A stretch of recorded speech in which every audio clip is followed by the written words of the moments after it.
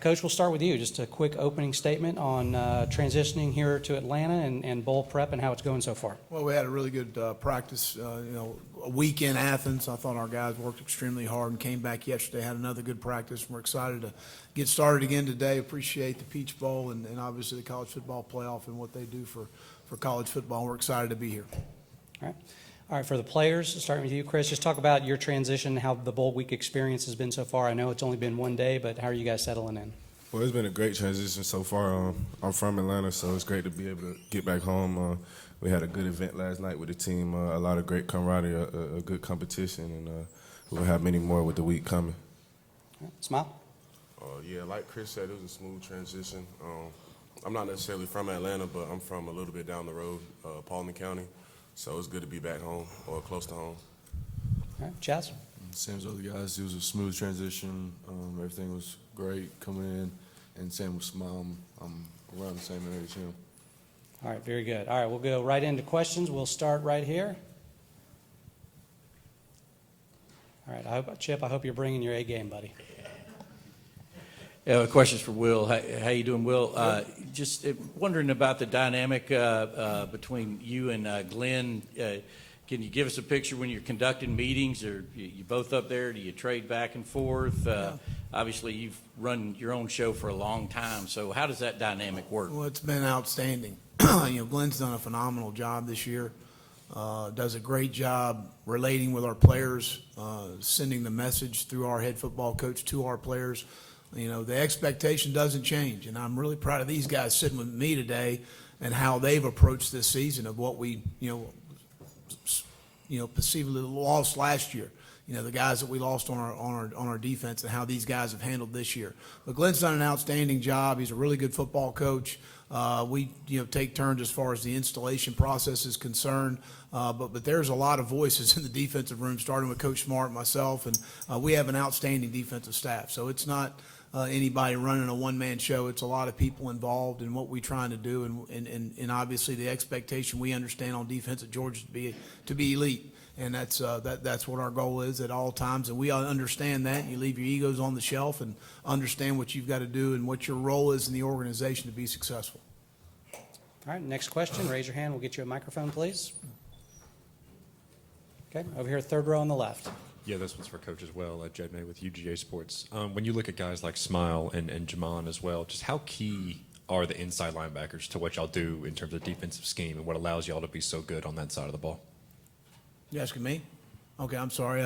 Well, those guys have had a phenomenal year. Both Smile and Jamon taking the role that they've taken, again, from last year. And in our defense, there's a lot of communication involved. Obviously, Chris can soundboard that as well. But a lot is communicated up front based on formation recognition. A lot of this is happening in a tempo setting where it's very fast. There's a lot of things going on, and these two young men have done a phenomenal job of getting us in the right spots defensively, because we have a lot of things that we check, based on formation and things. And these guys do a great job of communicating those things to our defense, along with Chris and Malachi and some of the other guys. Okay, we'll go right here on the front row. Coach, Evan Kroll with Dogs Daily. It's been a crazy last few years, to say the least. When you took the analyst job here, did you envision that you would be standing where you are now 15 to 18 months later as the co-DC? No, again, I've always, whether you're the head coach or the coordinator or a position coach or an analyst, do the best job in the job that you have and your role in the organization. And Coach Smart does a great job of identifying what your job is, and this is your job description, and do it at a high level, and then let the chips fall where they may. And for some unfortunate circumstances, I ended up being on the field last year, and do the best job you can with the job you have. All right, Zach. Coach, and for the players, Zach Line from Channel 2 here in Atlanta. What's the most impressive part of CJ's game? Wow, I think that he's an elite passer. That's the first thing that jumps out. He can make all the throws. He puts the balls in catchable areas where a lot of just don't have that talent to do that. A lot of people don't have that talent to do that, and he certainly can. I think it was Michigan State 2 years ago. He takes a zone read 70 yards for a touchdown against Northwestern this past year, 5:30 left to go in the game, designed quarterback run out the backside. So he has legs, athleticism to evade in the rush and create off-rhythm plays, which is obviously very difficult to defend. But the number one thing that jumps off the film is his ability to throw the football. All right, Chris, thoughts on CJ? Yeah, I would say, he's an elite passer, very poised with his game, and you could tell they run everything through him. Like I say, like you said, Coach said he got legs. He could pretty much do it all. He was a Heisman finalist, and that just says enough for just the kind of player he is. All right, Smile. Pretty much agreeing with what Chris and Coach Muschamp said. Elite passer with really good ball placement. He puts the ball where his receivers can have a chance to make a play. So that's hard to defend. All right, and Chaz? Just a great player overall. The offense goes with him. He's a great passer, and he can show his legs when he wants to. All right, we'll stay in the front row right here. Yeah, Brooks Austin with Dogs Daily. Kind of a two-parter here. First for Chaz. Kind of being thrust into the lineup with Nolan going down. Do you feel like you're playing more confident as the season progresses? And Chris, you had a very similar situation when Richard went down in 2020. Is there anything you give younger players as in terms of like advice, how to catch up really quickly? Chaz? Yes, obviously with more playing, the more confidence you have, the more snaps you have under your belt, the better you feel when you go out on the field. The experience is invaluable when you go out there and just try and take advantage of every snap. Yeah, it's crazy you ask that because, I have this conversation a lot, just telling players like how you just make sure you need to be ready when your name is called. With the situation, how I was able to get on the field, I just made sure I was ready and prepared, just doing everything I can in practice and building that connection with my teammates and my coaches. It just really paid off when it was time for me to be able to step up. And I just kind of try to preach that to the younger guys, like just make sure you're ready when your time comes. All right, we're going to go fourth row on the right here. Coach Muschamp, Anthony Dash with UGAsports.com. Getting Jalen Carter back healthy obviously was been a huge part of the defensive success. It's kind of just talk about kind of what that has meant, what now his presence has allowed the rest of the defense to do. Well, he's somebody you got to account for every snap. He can change the game certainly inside. He's a very disruptive guy in the run game and in the pass game. So that's something that's a guy that's very disruptive. And you've got to account for him every snap, and sometimes it's hard to help in protection for an inside player. It's much easier to chip on the edges and be able to have some protection. You can turn the protection. We're very aware of that we've got to create situations where Jalen's in one-on-ones, and that's what we try and do as much as we can. All right, over here on the left, Cody. Cody Chaffins from Fox 5 Atlanta. I've heard some guys in interviews this year talk about Bloody Tuesday. Can you tell me what that is? And it sounds like it'd be a culture-building kind of thing. It's today. Yeah, it's today. Basically, our hardest day of practice. That's when we get after it the hardest, and we feel like that's what this program is built on Bloody Tuesday. All right, back over here. Was it Chip or Doug? Go ahead, Doug. Doug Robertson, the AJC. It's for Chris. Ohio State has the 2,000-yard receivers. Are there any comparables to any other wide receiver tandems in the SEC you faced to those two guys? I would probably compare them to actually the last game we played. LSU had a lot of great receivers as well as Ohio State, and they all bring different things to the game as wide receivers, but they're all special talents at the end of the day, and something that we have to be able to account for and focus on. All right, over here, Chip. For Coach Muschamp and Chris Smith, if you could speak about the guy to your left there in the age of the transfer portal. He's a guy that stuck it out, and now he's an All-American and an NFL draft prospect. And then, Chris, if you can weigh in after him, just kind of on that journey from down the road at Hateville Charter to sitting there where you are today. Those great practice fields at Hateville Charter you had. I'm a huge Chris Smith fan, and I agree, and I like how you phrased the question of the age of the transfer portal. Here's a guy that doesn't really hit the field to his fourth year, third year, and then going into his fourth year, and has played in my 2 years at Georgia, has played phenomenal. Just played outstanding football, extremely bright, extremely intelligent, very competitive, great leader, a guy that's really affected people around him in a very positive way, physical player. I mean, all the intangible attributes you can't. I wouldn't stop. We'd be here for a while.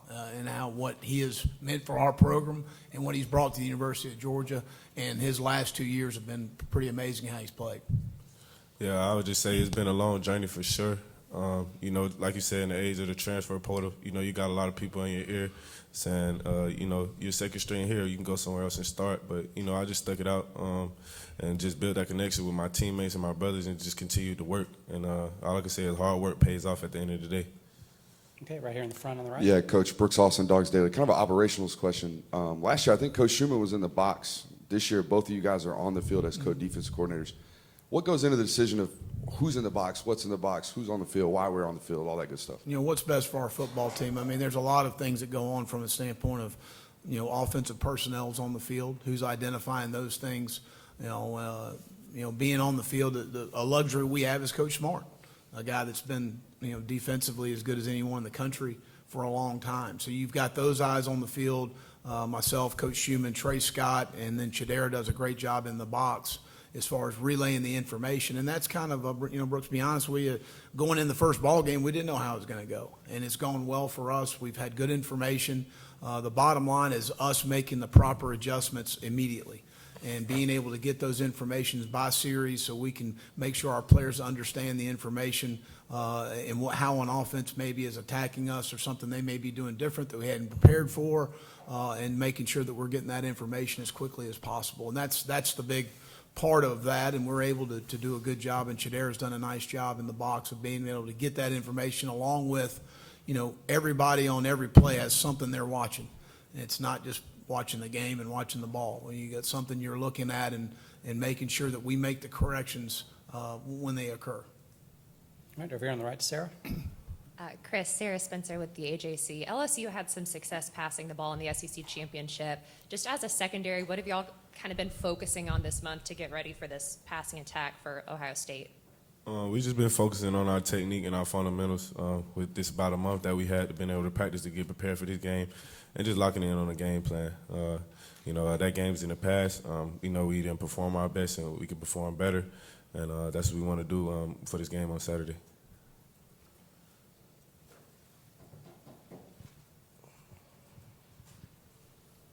Chris and Smile, you know, part of the week obviously is the extra activities you guys are going to be partaking in. Two parts.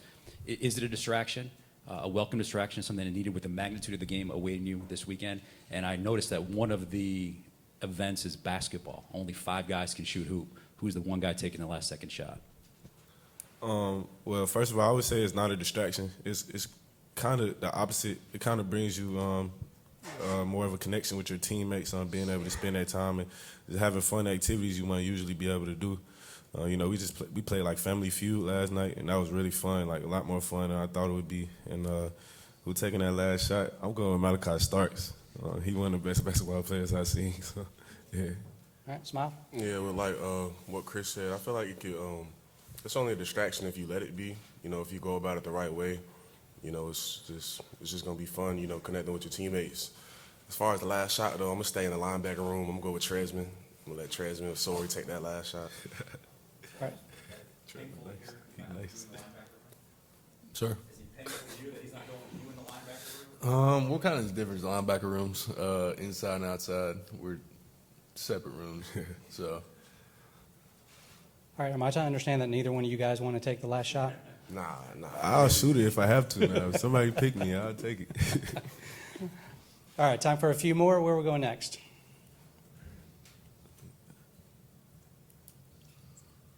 Oh, okay, over here on the left. Yeah, Will, I guess last time we had talked to you, Malachi Starks hadn't done what he's done this year. Just from a former safety yourself, what has allowed him to come in and be so successful in his first season, you know, playing in y'all's defense? Well, he's very coachable. Obviously, God's blessed him with a lot of ability. He's a guy that Jefferson High School played both sides of the ball, was an option quarterback. So he only really played defensive back about half the time. And so there was a lot of firsts for him last spring when he came mid-year. Made tremendous strides from day one of spring ball through the summer, going into training camp, but being very coachable, very bright, very humble young man, always, you know, eager to get better, to improve, always striving to get better, always understanding he's got, you know, room to grow as a player. And you know, Larry and Tisha, his parents, great family, great young man, and is, you know, had some really bright moments this fall. He really has done a nice job. But I think as much as anything, you go back to being very coachable and understanding the things he's got to improve on every day. And obviously, God's blessed him with some ability. All right, back to the front row on the right. Yeah, Coach, how advantageous is it, I guess, for Georgia to be able to stop teams from running the football without dedicating a lot of bodies to the box, kind of allowing them 4 downs and those 2 backers to handle their business and allowing your really good safeties to kind of control the passing lanes? Well, if you're able to play more split safety and be able to cloud the coverage a little bit for the quarterback, it certainly helps. And if you're able to do that with, Jalen and Nas and Zelo and those guys do a great job of controlling the line of scrimmage, and we're able to do that, that certainly is advantageous for you to be able to rush the passer with 4 guys rushing. Gives you a really good shot defensively, and that's key for that. And that's something that controlling the running game's been good. We got to continue to find ways to affect the quarterback. All right, next question. All right, over here, midway back on the left. I'll ask Coach Muschamp, last game out for Ohio State, their only loss of the year. Is there anything that you see on tape that Michigan did that you guys will try and do? Is there a blueprint there? Is there anything to that? No, we do what we do. But Ohio State's up and down the field in the first half. Michigan got off the field on 3rd down, and they had a couple turnovers.